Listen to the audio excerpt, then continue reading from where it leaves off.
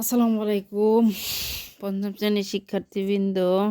আজকে আমরা আমাদের পাঠ্য বইয়ের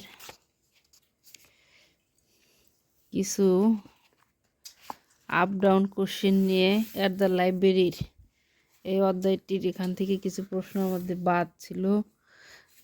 যাই হোক,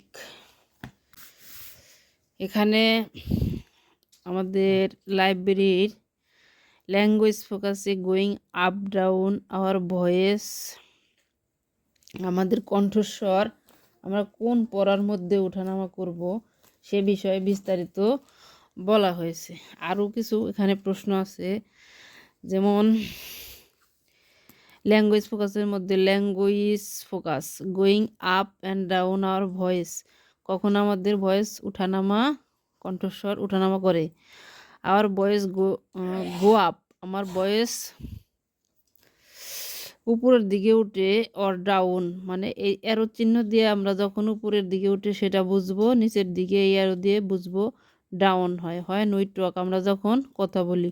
look at the following sentence used in the কনভারসেশনে কিছু বাক্য ব্যবহার করা হয়েছে, যেমন hello, hi, are you new here, তুমি কি এখানে নতুন? ওর উত্তরে বলছে ইয়েস আই অ্যাম, হ্যাঁ আমি। Have you borrowed any book, তুমি কি কোনো বই ধার নিয়েছিলে? বরোড মানে ধার নেওয়া। তারপর উত্তর আসছে কি নো আই কুডেন্ট, আমি নিতে পারি না। Will you come to the library tomorrow, তুমি কি আগামীকালকে লাইব্রেরিতে আসবে? ইয়েস আই উইল, হ্যাঁ আমি আসবো। In this sentence our voice grow up, আমাদের ভয়েস ওঠানামা উপর দিকে করছে এই সেন্টেন্সগুলোতে। In this sentence our voice grow up, usually our voice grow up for greeting, যখন আমাদের সূচনা বা অভিবাদন হয় তখন আমাদের ভয়েসটা উপর দিকে ওঠে। Questions which you can answer with yes or no, আর যখন আমরা ইয়েস আর নো দিয়ে আমাদের উত্তরগুলো দেই তখন কিন্তু নিচের দিকে আমাদের ভয়েসটা থাকে, তাই বুঝাইছে। When we answer question our voice grow down, তখন নিচের দিকে থাকে। আবার আমাদের দেখতে বলছে কি, again look at the following sentence used in the কনভারসেশনের মধ্যে আরও কিছু মানে কথোপকথনের মধ্যে আরও কিছু শব্দ বা বাক্য আছে, সেগুলো আমাদের দেখতে হবে। What kind of book do you like to read, তুমি কোন ধরনের বই পড়তে পছন্দ করো। কাইন্ড অর্থ ধরন, লাইক অর্থ পছন্দ। তাহলে হোয়াট অ্যাবাউট ইউ ওমর, তুমি মানে তোমার কি সম্পর্ক বা তুমি কি সম্পর্কে, এরকম ওমরের সম্পর্কে প্রশ্ন করা হয়েছে। In this sentence our voice grow down, আমাদের ভয়েস নিম্ন দিকে আছে। Usually our voice grow down for the statement, এই বিবৃতির জন্য আমাদের ভয়েস নিম্ন দিকে থাকে, যেমন বিগানস, কোশ্চেন্স বিগান, যেমন প্রশ্নবোধক যে who, what, when, where, why and how. এখন আমি একটু বাংলা বলি।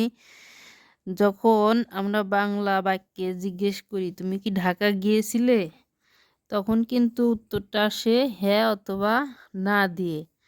আবার যদি আমরা জিজ্ঞেস করি তুমি কোথায় যাও, তাহলে কিন্তু আমাদের উত্তর আসে কি আমি ঢাকা যাই। অনুরূপভাবে এই সেন্টেন্সগুলো ইয়েস নো দিয়ে এরকম, যখন কোনো ভার্ব সামনে দিয়ে প্রশ্ন করা হয় তখন সাধারণত ইয়েস আর নো দিয়ে অ্যান্সার করা যায়। এরকমভাবেই কিন্তু ডাব্লিউএইচ কোশ্চেন থাকলে পরে আমরা কিন্তু ইয়েস নো দিয়ে অ্যান্সার করতে পারি না।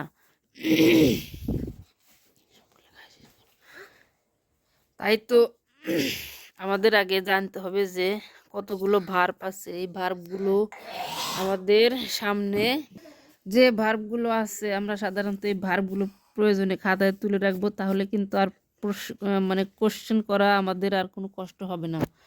যেমন এখানে আছে do, does, did, am, is, are, was, war,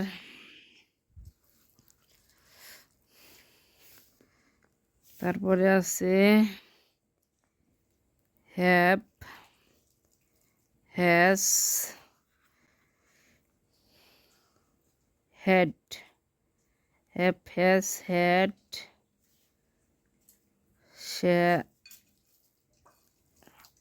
shall, will, can. আর এই ভার্বগুলোরই পাস্ট ফর্ম আছে হলো should, would, could, may, might, must ইত্যাদি ভার্বগুলো যখন কোনো সেন্টেন্সের সামনে থাকবে তখন আমরা ইয়েস অর নো দিয়ে অ্যান্সার দিব। কিন্তু হু অর্থ কে, হোয়েন অর্থ কখন, হাউ অর্থ কি ভাবে, হট অর্থ কি,